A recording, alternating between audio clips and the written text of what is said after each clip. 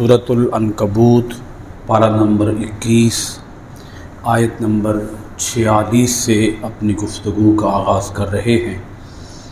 इससे क़बल जो आया करीमा हमने पढ़ी सूरत अल-अनकबूत की आयत नंबर 45, उसके अंदर अल्लाह करीम ने अपने प्यारे हबीब नबी पाक सल्लल्लाहु अलैहि वसल्लम को दो काम करने का हुक्म दिया। एक कुरान पाक की तिलावत और दूसरा नमाज का क़याम। नमाज का एक बहुत बड़ा फ़ायदा ये बताया कि बेशक नमाज इंसान को बुराई और बेहयाई से बचाती है। असल चीज़ जो है वो है अल्लाह ताला का ज़िक्र, अल्लाह ताला की याद। अल्लाह का ज़िक्र सबसे बढ़कर है और अल्लाह ताला जानता है जो कुछ तुम करते हो। अभी हम जो आया मुबारका शुरू कर रहे हैं, इसके अंदर अल्लाह करीम ने मुसलमानों को एक हुक्म दिया, अहले इस्लाम को, अहले ईमान को, यहूदियों के बारे में और ईसाइयों के बारे में। यहूदी और ईसाई ये मुसलमानों से बहस मुबाहसा करते और बहस मुबाहसा के अंदर बहुत गलत किस्म की बातें करते, इश्तियाल आमेज़ बातें, इश्तियाल अंगेज़ बातें, गुस्सा दिलाने वाली बातें। अहले ईमान को हुक्म दिया गया कि जब तुम्हारा इनसे कभी वास्ता पड़े, पाला पड़े, इनसे कभी तुम्हें गुफ्तगू का मौका मिले तो अच्छे अंदाज में इनके साथ पेश आओ। अगर वो किसी बद अखलाकी, बद तहजीबी, बदतमीज़ी पर भी उतर आएँ तो तुम्हें अखलाक का दामन कभी भी अपने हाथ से छोड़ना नहीं चाहिए। तुम्हें फिर भी अखलाक का मुजाहरा करना चाहिए। अल्लाह पाक ने फरमाया कि इनके साथ गुफ्तगू करो, बातचीत करो तो उम्दा अंदाज में। आप इस्लाम की इस तालीम को अगर गौर से देखें तो हमें इस्लाम का मिजाज समझ में आता है। कुरान मजीद के अंदर अल्लाह करीम ने कितनी गहरी बात अहले ईमान को बतौर हुक्म इरशाद फरमाया कि ए अहले ईमान, वला तुजादिलू अहलल किताबी इल्ला बिल्लती हिया अहसन। अहसन का माना क्या होता है जी? अहसन का माना है सबसे उम्दा, सबसे हसीन, सबसे ज़्यादा खूबसूरत, सबसे बढ़कर खूबसूरत। पहला लफ्ज़ देखें, वला तुजादिलू। वला तुजादिलू का माना है और तुम मत झगड़ा करो, तुम मत झगड़ो। इस तुजादिलू के कई माने हैं। तुम बहस ना करो, तुम मुनाजरा ना करो, तुम मुकालमा ना करो, तुम जिदाल ना करो, जिदाल, लड़ाई ना करो, झगड़ा ना करो, गुफ्तगू ना करो, बातचीत ना करो। अहलल किताबी, अहलल किताब से, इल्ला मगर, बिल्लती वो जो के हिया अहसन सबसे बढ़कर हो, सबसे बढ़कर खूबसूरत हो। अहले किताब से झगड़ा न करो मगर बेहतर तरीक़ा पर, सबसे खूबसूरत तरीक़ा पर। पहले कहा झगड़ा न करो, फिर कहा अगर कभी झगड़ा करने की नौबत आ जाए तो कैसे करो? अहसन, बेहतर, सबसे बढ़कर खूबसूरत, सबसे बढ़कर उम्दा, सबसे बढ़कर नफीस। आयत मुबारका के अंदर अगर हम देखें गौर से तो अल्लाह पाक ने कि जो पहले मना किया है और उसके बाद इजाज़त दी है। मना और इजाज़त जब इकट्ठे होते हैं ना, यानी नफ़ी और इस्बात जब दोनों आपस में इकट्ठे होते हैं तो उसका आप दोनों तरह से तर्जमा कर सकते हैं। ये तर्जमा भी कर सकते हैं कि मनफ़ी और मुस्बत के साथ तर्जमा, या फिर सिर्फ़ मुस्बत के साथ तर्जमा। अगर मनफ़ी मुस्बत के साथ तर्जमा करें, पहले मनफ़ी कर लें फिर मुस्बत कर लें, यानी तुम अहले किताब से झगड़ा न करो, ये क्या हो गया? मनफ़ी। मगर झगड़ा करो अच्छे अंदाज में, یہ مثبت ہو گیا، یہ منفی مثبت اکٹھا ہو گیا۔ اب اگر آپ صرف مثبت ترجمہ کر لیں تو اس کا ترجمہ یوں بنے گا کہ تم اہل کتاب سے صرف اچھے انداز میں ہی جھگڑا کرو، یہ مثبت ترجمہ ہو گیا۔ یہ جو ہے نا نفی اور اثبات، یہ زور دینے کے لیے آتا ہے۔ کیا کرنے کے لیے جی؟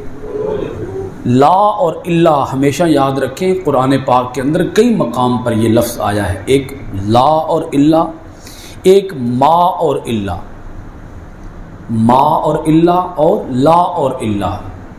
ایک دفعہ بول دیں، لا الا اور ما الا، لا الا اور ما الا۔ مشکل کوئی نہیں ہے، آپ پڑھتے رہتے ہیں، اکثر پڑھتے ہیں، توجہ نہیں کرتے نا اس طرف ہم۔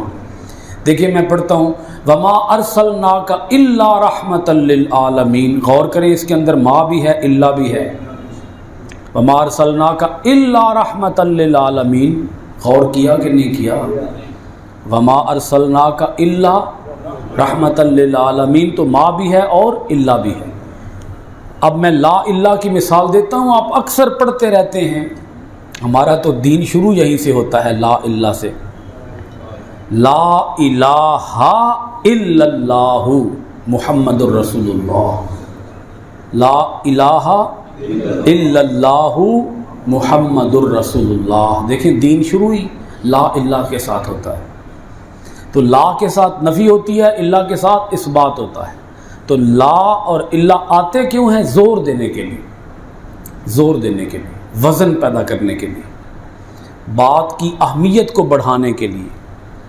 یعنی اللہ پاک نے پہلے فرمایا کہ بحث نہ کرو، جھگڑا صرف اس کا معنی وہ نہیں ہے جو جھگڑا ہمارے ذہن میں آ رہا ہے، وہ مار کٹائی والا جھگڑا جی، اور دست و گریبان ہونے والے جھگڑا، وہ جھگڑا صرف وہ نہیں ہے۔ جھگڑے سے مراد ہے مباحثہ، گفتگو، بات چیت، دلائل کے ساتھ بات کرنا، کنونس کرنا، مناظرہ کرنا، ڈیبیٹ کرنا، کنورسیشن کرنا۔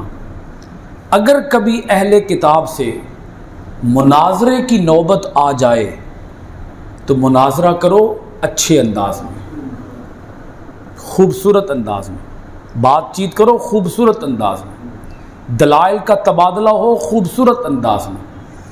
تمہارا اصل ٹارگٹ یہ ہونا چاہیے، یہ مسلمانوں کو حکم دیا جا رہا ہے، تمہارا اصل مقصود یہ ہونا چاہیے کہ میں نے یہودیوں اور عیسائیوں کو ایسے دلائل دینے ہیں کہ میں نے ان کو مسلمان بنانا ہے، تو ان سے نفرت نہ ہو بلکہ ان سے محبت ہو۔ کیونکہ اگر کسی کے ساتھ نفرت آمیز لہجے میں بات کی جائے گی، وہ تو بات سننے کے لیے تیار ہی نہیں ہوگا۔ کیا خیال ہے؟ اس لیے نفرت آمیز لہجہ اپنانے سے منع کیا گیا، غصے والا لہجہ، سخت لہجہ، سخت الفاظ۔ تو ان کو بھگانا نہیں ہے، ان کو مسلمان بنانا ہے، ان کو اپنے نبی کا غلام بنانا ہے، ان کے عقائد کو درست بنانا ہے، اور ان سے محبت کرنی ہے تاکہ وہ بھی مسلمان ہو جائیں اور ہمارے ساتھ جنت میں جائیں۔ اصل مقصد یہ ہے۔ تو فرمایا کہ جب تم مناظرہ کرو تو اچھے انداز میں، اگر وہ کسی بدتمیزی بد تہذیبی پہ اتر بھی آئیں تو تمہیں اخلاق کا دامن چھوڑنا نہیں چاہیے۔ یہاں تک آپ سمجھ چکے ہوں گے۔ اب اگلا جملہ دیکھیں، اللہ پاک نے پھر ایک نفی پیدا فرمائی، نفی بھی اور اس بات بھی۔ فرمایا الا الذین ظلموا منہم، پھر الا آ گیا ہے، مگر وہ لوگ، الا مگر، الذین وہ لوگ جو ظلموا ظلم کیا، منہم ان میں سے، مگر ان میں سے وہ لوگ جنہوں نے کیا کیا؟ ظلم کیا۔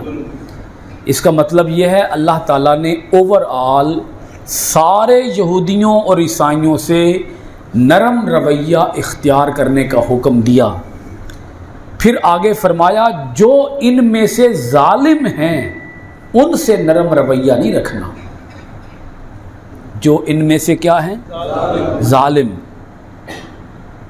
جو ظالم نہیں ہیں ان کے ساتھ رویہ نرمی کا۔ وہ صرف یہودی اور عیسائی ہیں، ظالم نہیں ہیں۔ لیکن اگر وہ یہودی اور عیسائی بھی ہیں اور ظالم بھی ہیں تو پھر رویہ نرم نہیں ہوگا، پھر رویہ سخت ہوگا۔ کیونکہ پھر ان کے ظلم کو روکنا ہے، ظلم کا سد باب کرنا ہے، ظلم کا دروازہ بند کرنا ہے۔ جب وہ ظلم پہ اتر آئیں تو پھر ان کو اسی زبان میں، اسی انداز میں جواب بھی دیا جائے گا۔ اگر ان کے ظلم کی کوئی سزا بنتی ہے تو ان کو وہ سزا بھی دی جائے گی اگر وہ ظالم ہیں۔ اس کی کئی ایک مختلف مثالیں آپ مراد لے سکتے ہیں۔ مثلاً وہ اسلامی حکومت کے خلاف ہو گئے، باغی بن گئے، وہ غدار بن گئے، انہوں نے اسلامی حکومت کو کوئی بہت بڑا نقصان پہنچانے کی کوشش کی، اسلام کو کوئی بہت بڑا نقصان پہنچانے کی کوشش کی، کسی انتہائی ظالمانہ کارروائی کے اندر وہ ملوث پائے گئے، یا کوئی جنگ تھی اور جنگ کے دوران انہوں نے دشمن کو سپورٹ کیا، کافروں کو سپورٹ کیا، اسلام کے مخالفین کو سپورٹ کیا،